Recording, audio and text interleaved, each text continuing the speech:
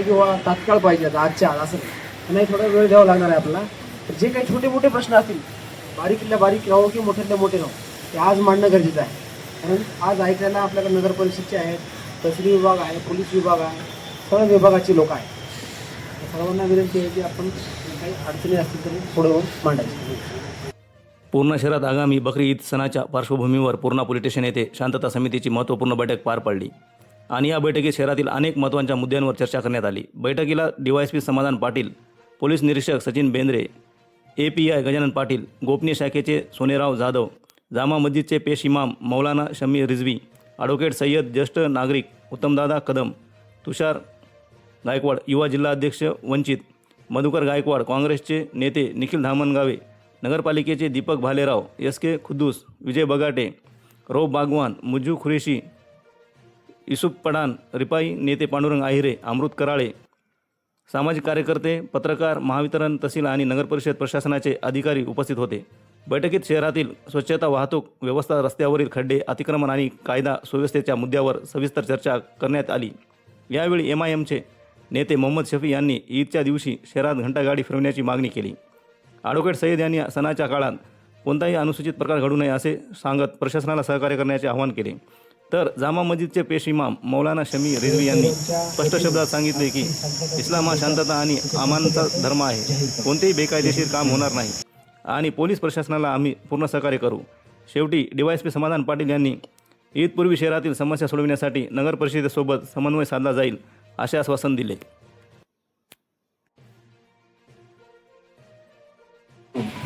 आपली मंडळी जी आहे ती बाहेरगावी आहेत, त्याच्यामुळे ते उपस्थित राहू शकलेले नाही. परंतु तुम्ही जे उपस्थित आहात हे त्यांचे प्रतिनिधी किंवा त्यांचे पण प्रश्न येतच असणार आहेत किंवा तुम्ही जे उपाय सुचवणार आहेत त्याच्यावरती विचार करून आज रोजीच्या या बैठकीमध्ये त्याच्या निश्चितच आपल्याला येणारी बकरी जी आहे ही शांततेत आणि त्या समाजाच्या उत्साहामध्ये साजरी होईल. कुठल्याही इतर बाबी अनुचित प्रकार घडणार नाहीत किंवा घडू द्यायचे नाही. त्यासाठीच्या काय उपाययोजना करायच्या आहेत त्या अनुषंगाने आपल्याला ही बैठक आयोजित केली. स्टेशन पूर्ण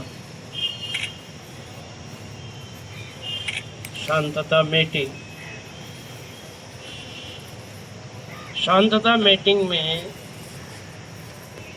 जो बात होती है अन्य लोगों की वो तो खैर होती है, लेकिन हमारे हद तक जो हमारे मुस्लिम पर्सनल मामले हैं इनको लेकर के हम हर रमज़ान हो, बकरा ईद हो, रबीउल अव्वल हो, ईद मिलादुन नबी, इन तमाम चीज़ों के लिए हम हमारी जामे मस्जिद में ही पूरे मुस्लिम को इंफॉर्मेशन, इत्तला और कवानीन, भारत के, हिंदुस्तान के जो कवानीन हैं, जो भी कवानीन नाफिज होते हैं, हम उसके ऊपर हमारे मुस्लिम कौम को, मुस्लिम समाज को पहले ही इंफॉर्मेशन, इत्तला कर देते हैं और सख्ती के साथ कहते हैं कि वो काम मत कीजिए जो हमारे भारत के कवानीन और आईन के ख़िलाफ़ हो. हज़रात, हमारा मज़हब इस्लाम इस चीज़ की कभी इजाज़त, परमिशन नहीं देता कि तुम अपनी खुशी के लिए किसी दूसरे को तकलीफ पहुंचाओ. बिल्कुल नहीं. बल्कि हमारा मज़हब इस्लाम इस चीज़ की इजाज़त देता है, ये कहता है कि अगर किसी को कोई तकलीफ हो रही हो तो तुमसे हो सके तो उसकी तकलीफ को तुम दूर करो. तौर पर अभी हमारे मुल्क में गौ रक्षक, गाय के बारे में चल रहा है, तो पूरे भारत में इस का अभियान चल रहा है. तमाम मुस्लिम कौम हुकूमत हिंद से ये मुतालबा कर रहे हैं कि आप गाय को राष्ट्रीय माता का दर्जा दो.